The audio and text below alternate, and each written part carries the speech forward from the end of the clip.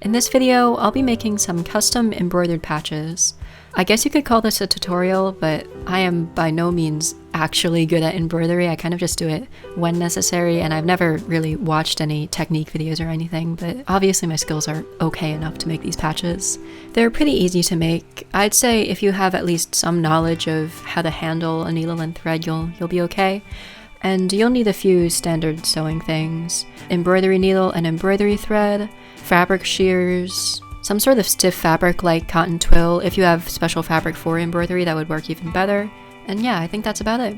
So if you want to make your own patch, you can start by printing out a picture from the internet or something like that of whatever you want to make. But I want to make completely custom patches, and so for at least one of them, I'll be drawing it digitally and then printing it out. My favorite type of music to listen to is probably 60s folk and like 70s singer-songwriter sort of stuff. But the issue with that is that all of the artists are either retired or dead. And so these artists aren't really putting out cool merch for me to buy, much less new music for me to listen to. And so I thought maybe I could design and make some cool patches for myself that were related to the music that I like to listen to. So Paul Simon is my favorite artist of all time, and there is some Paul Simon merch available, but there's virtually no official Simon and Garfunkel merch, which is fair because they broke up in 1970, but there's this one Simon and Garfunkel song, Punky's Dilemma, that came off their 1968 album Bookends, and this song has a lyric that I always thought would be great on a piece of merchandise, and it's, "I prefer boysenberry more than any ordinary jam. I'm a Citizens for Boysenberry Jam fan." I prefer boysenberry more than any ordinary jam. I'm a Citizens for Boysenberry Jam fan. As you can tell, it's not a serious song, but I always thought that Citizens for Boysenberry Jam would be great on a patch or something like that, so that's what I decided to make. I was inspired by 1960s graphic design, especially on concert posters. I think the lettering on there is so interesting, how the letters are drawn so that you can barely read them, but it's just beautiful to look at. So I kind of went for that on my patch, as you can see. I'm not sure I did it justice, but it'll do. When I design stuff like this, I like to do it digitally so that I'm able to manipulate exactly how I want it to look without having to redraw it over and over again. So as you can see, I stretched some of the letters to make it fit better in the space. I was thinking about putting this patch on my backpack. I thought it would be really cute to have a mini jam patch to put next to it. I guess one good thing about making patches is that I can make the patch as big or small as I want, and so this like tiny little patch probably wouldn't be store-bought, but it is possible to make it yourself. Just so that it's easier to trace both these patches onto my fabric, I'm going to outline it in black before printing it. There were a few other patches that I was possibly thinking about making.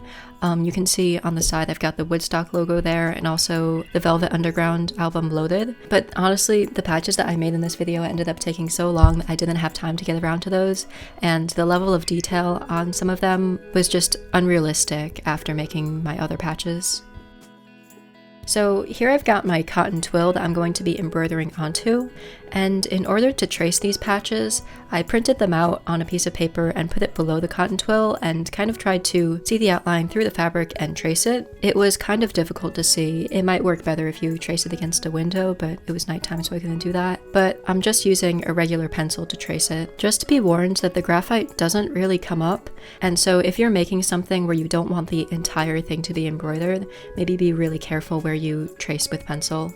The one serious piece of embroidery that I made was an embroidery of Gustav Klimt's painting The Kiss, and that, if you look closely, has pencil lines that I thought would come up and they didn't. Anyway, it's a little dark, but this is the color scheme I ended up going with, so I decided to do Citizens and Boysenberry Jam in that wine red.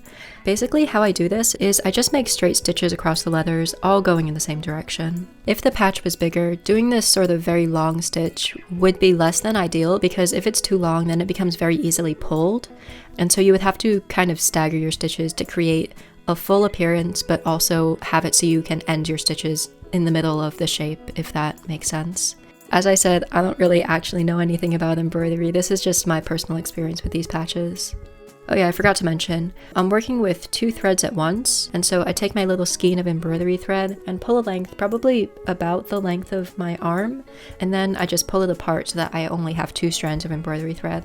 And to secure it on the back of my embroidery hoop, I'm tying a few knots in the end of the thread.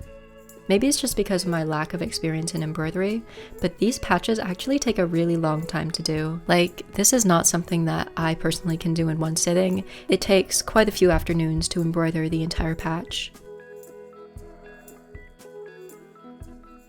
But before I move on to finishing those patches, I started work on my second patch. So this patch is actually a gift from my sister. It's of another music artist, Josh Turner. He's a new artist who started his career on YouTube and has since put out like a few albums and has been in a few different groups. And this in particular is from his Public Life album. The design of the album is kind of 9 squares all put together into one image, and I thought that this square in particular would translate best into embroidery, so I just took that and also the Public Life title from the album and put them together and traced them onto the fabric just like I did with the other one.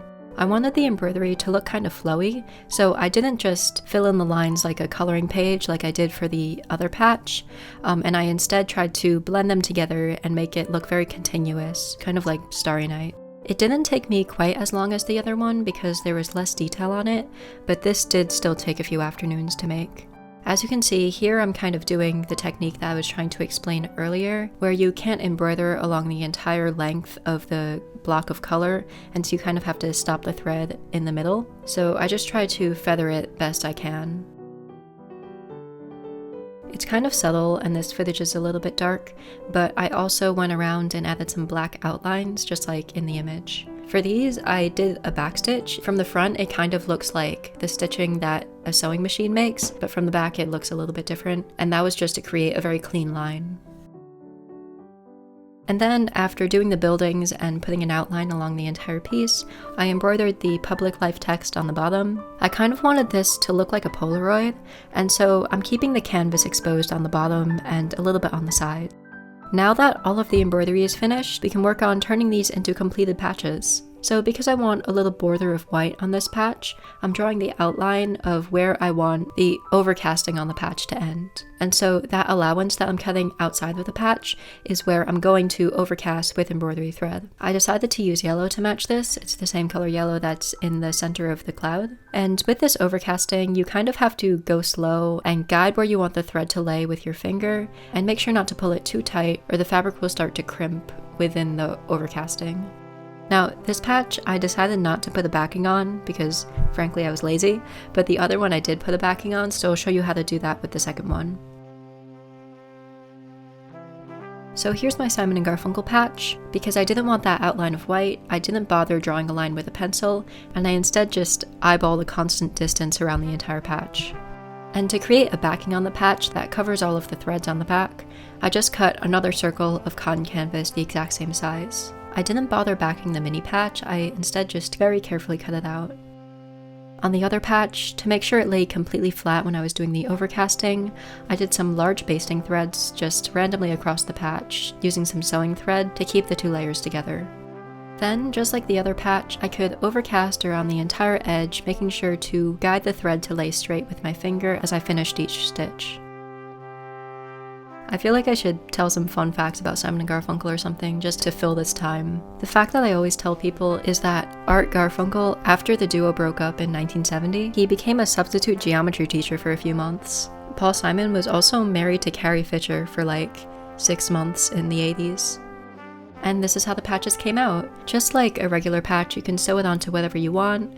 It might be good to just press it gently with an iron because all of the handling kind of distorts the fabric a little bit depending on what fabric you chose. If you're going to sew it onto something, adding the backing to the patch doesn't really do anything because either way it's just mounted to a surface that covers the back, but it does make it look and feel more finished if you're giving it as a gift. I know this is kind of different from what I normally do, but I hope you enjoyed the video. If you're new, hi. I mostly do vintage and historical sewing, and my next big project is probably going to be a white cotton Regency gown, and of course that involves making all of the undergarments, so you can expect that in the near future if you'd like to subscribe. And yeah, thanks so much for watching.